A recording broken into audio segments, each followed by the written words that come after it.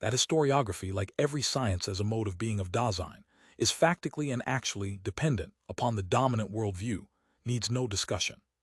However, beyond this fact, we must inquire into the ontological possibility of the origin of the sciences from the constitution of being of Dasein. This origin is still not very transparent. In the context to be addressed, our analysis will acquaint us in outline with the existential origin of historiography, only to the extent that it will shed more light upon the historicity of Dasein and its roots in temporality. If the being of Dasein is fundamentally historical, then every factical science evidently remains bound to this occurrence. But historiography presupposes the historicity of Dasein in its own distinctive way.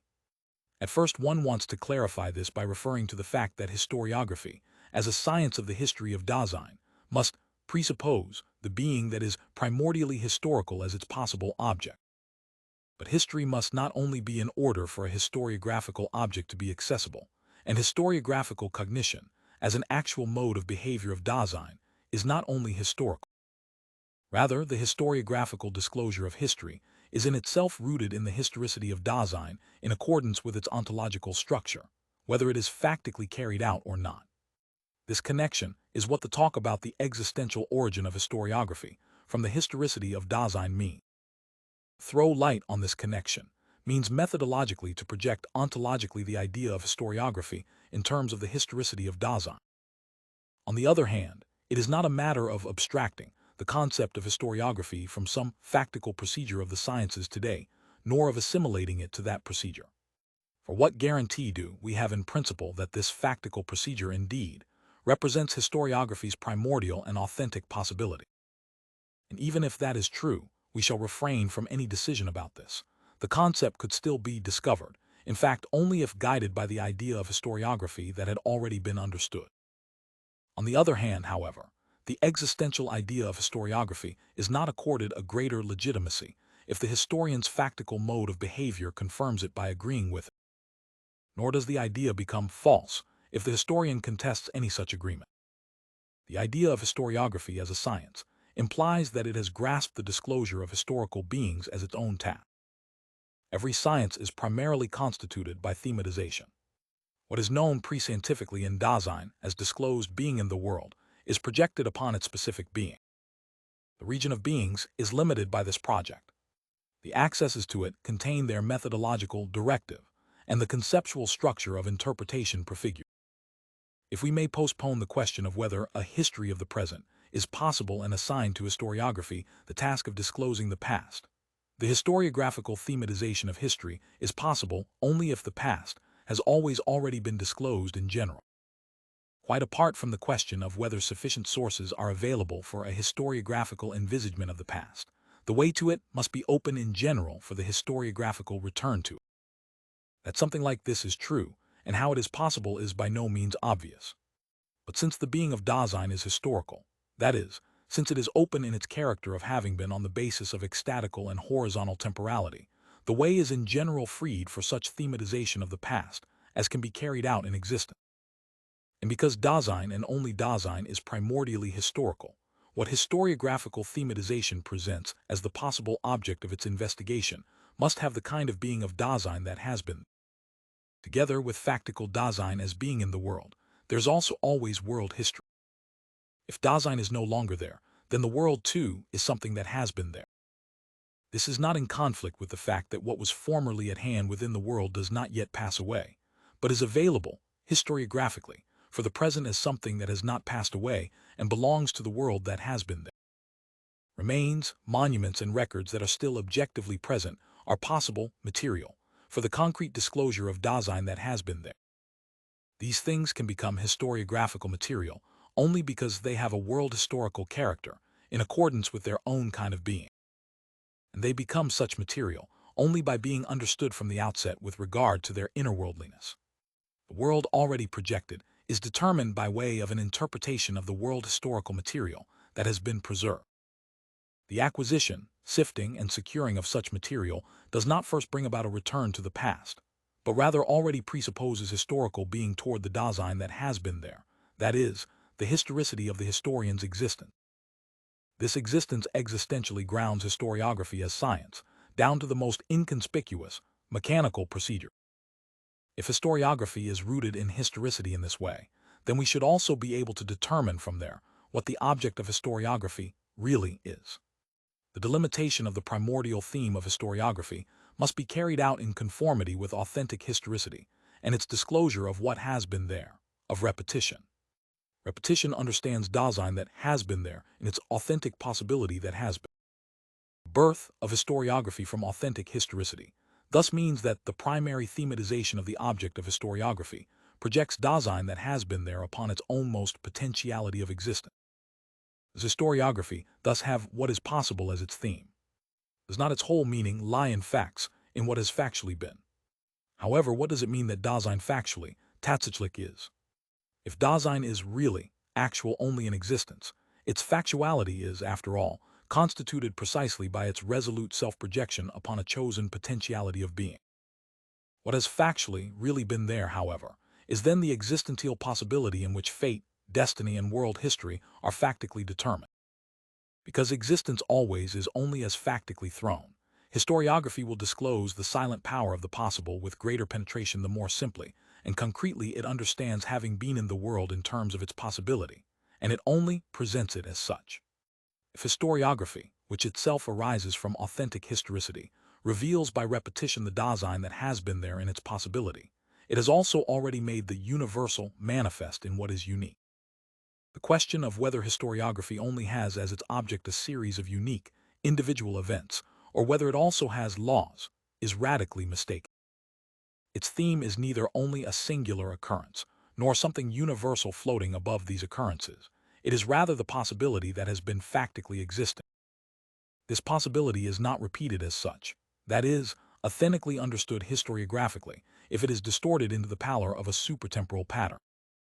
Only factically authentic historicity, as resolute fate, can disclose the history that has been there in such a way that in repetition the power of the possible breaks into factical existence, that is, comes toward it in its futurality. Historiography by no means takes its point of departure from the present, and what is real only today, any more than does the historicity of unhistorical Dasein in order to then grope its way back from there to a past. Rather, even historiographical disclosure temporalizes itself out of the future. The selection of what is to become a possible object for historiography has already been made in the factical existential choice of the historicity of Dasein, in which historiography first arises, and in which it uniquely is. The historiographical disclosure of the past is grounded in fateful repetition, and is so far from being subjective that it alone guarantees the objectivity of historiography. For the objectivity of a science chiefly regulates itself by its capacity to bring the being that is its theme, uncovered in the primordiality of its being sane, to the understanding. In no science are the universal validity of standards and the claims to universality that are demanded by the they and its common sense less possible criteria of truth than in authentic historiography. Only because the central theme of historiography is always the possibility of existence that has been there, and because the latter always factically exists in a world historical way, can historiography demand of itself a relentless orientation toward facts.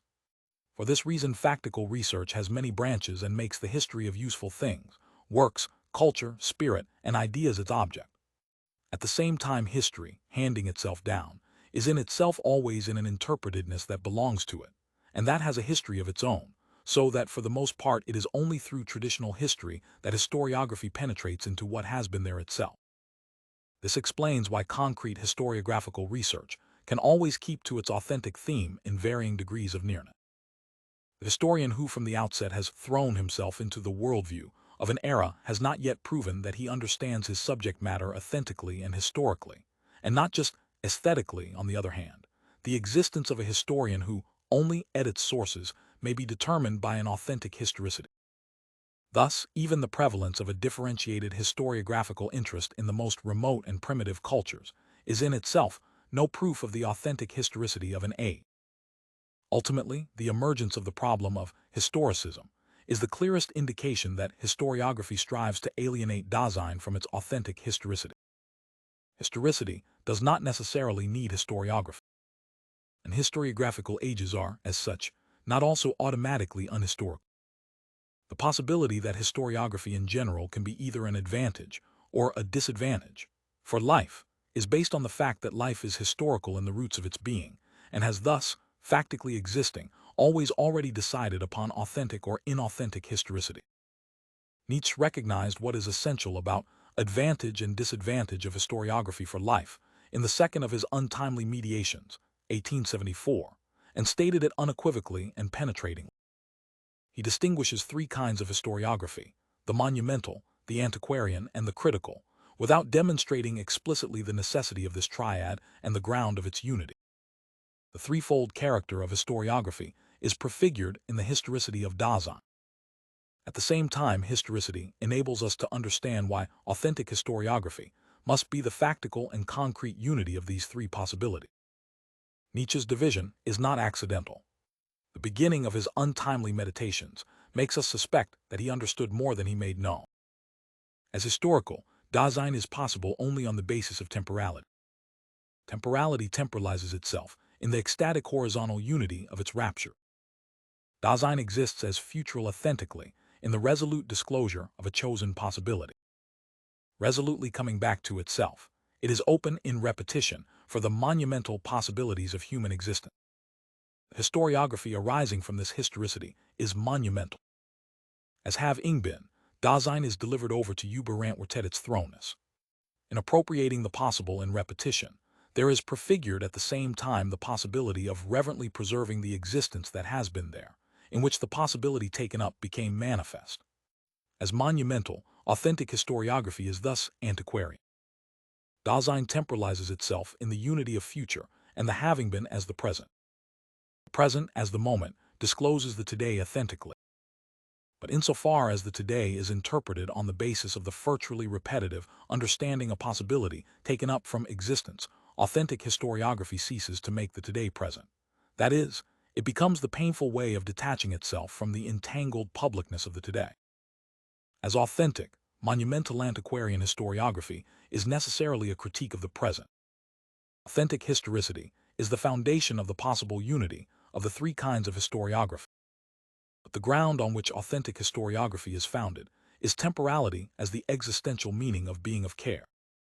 The existential and historical origin of historiography may be presented concretely by analyzing the thematization that constitutes this science. Historiographical thematization centers on developing the hermeneutical situation that is opened up once historically existing Dasein has made its resolution to the disclosure in repetition of what has been. The possibility and the structure of historiographical truth are to be set forth in terms of the authentic disclosedness, truth, of historical existence. But since the fundamental concepts of the historiographical sciences, whether they pertain to the objects of these sciences or to the way these are treated, are concepts of existence, the theory of the human science presupposes a thematic and existential interpretation of the historicity of Dasein. Such an interpretation is the constant goal that Dilthey's investigations attempt to approach, and that is illuminated more penetratingly by the ideas of Count York von Wartenberg.